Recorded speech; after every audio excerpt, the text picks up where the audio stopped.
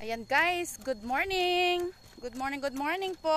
Nandito kami sa taniman natin ng mga kadyos at saka ng ating mais. Ayan po, dyan. Si daddy po ay mag-i-spray dyan sa ating mga tanim na mais kasi po marami po siyang kulisap.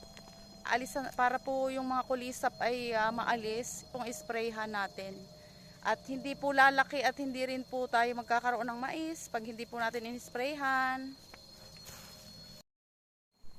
Ayan na po, nag-i-spray na po si daddy ng sa ating mga mais. Kasi po yung mga mais, may mga uod po yun. Kaya po ini-sprayhan ni daddy. Mais lang po ang i-sprayhan, hindi po yung kadyos. Yan po ay nakasalit sa kadyos. Ang ating mga mais na po yan, inilinis ko na po yan dati. Oh. Pinakita ko po sa inyo. Ngayon naman po nilalagyan ni daddy ng ini-sprayhan ang mais. Dahil marami pong uod, uubusin po ng uod pag hindi po in-sprayhan. Hindi po siya makakabunga at hindi siya lalaki ang ating mais.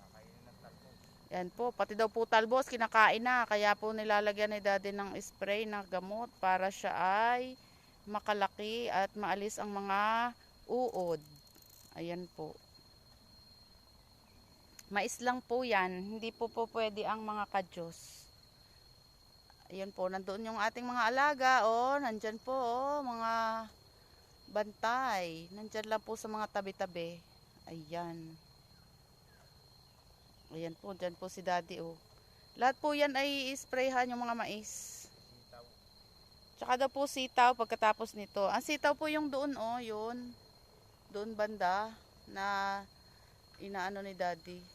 Ini-spray. Spray din po yan pagkatapos din sa mais. Ayan, oh. Ayan po ang mais natin. Sana po ay magbunga ng marami. Ayan po ang ating mais.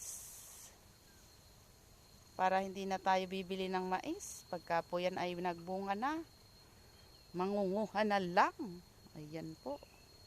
Maganda po ang klima ngayon sa bukid. Oh. Hindi po siya sobrang init. Ayan. Maganda po ang klima. Ayan. Hindi sobrang mainit sa bukid. Ayan po.